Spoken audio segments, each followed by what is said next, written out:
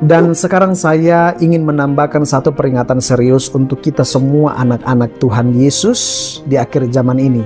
Banyak orang Kristen hari ini tanpa sadar telah mengkultuskan pendeta-pendeta sebagai manusia yang dianggap memiliki kuasa dan mujizat.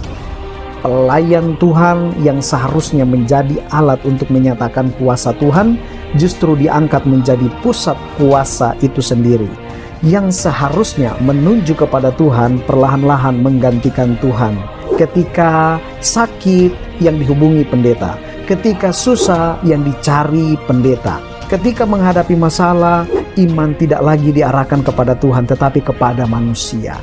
Saudara-saudara, ini berbahaya, ya, karena dalam hal ini pendeta tidak lagi dipandang sebagai pelayan, tetapi sebagai sumber kuasa.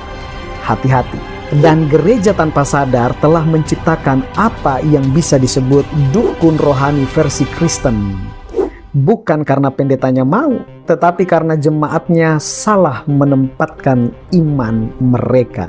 Padahal Alkitab jelas, para pelayan Tuhan bukan pemilik kuasa. Mereka hanya diberi kesempatan menjadi perantara penyataan kuasa Tuhan, bukan objek iman, ya.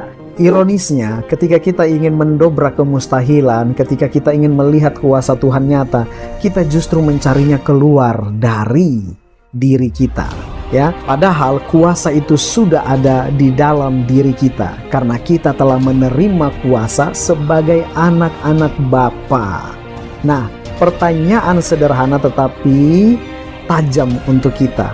Mengapa kuasa itu tidak kita maksimalkan? Mengapa harus selalu bergantung kepada orang lain?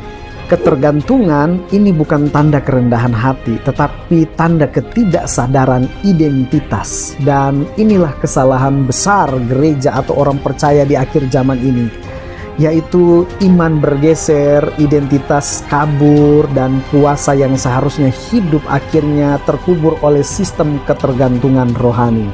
Sekali lagi saya tegaskan, kuasa bukan milik pendeta, mujizat bukan milik manusia, dan Tuhan tidak pernah mencabut otoritas yang sudah Ia berikan kepada anak-anaknya.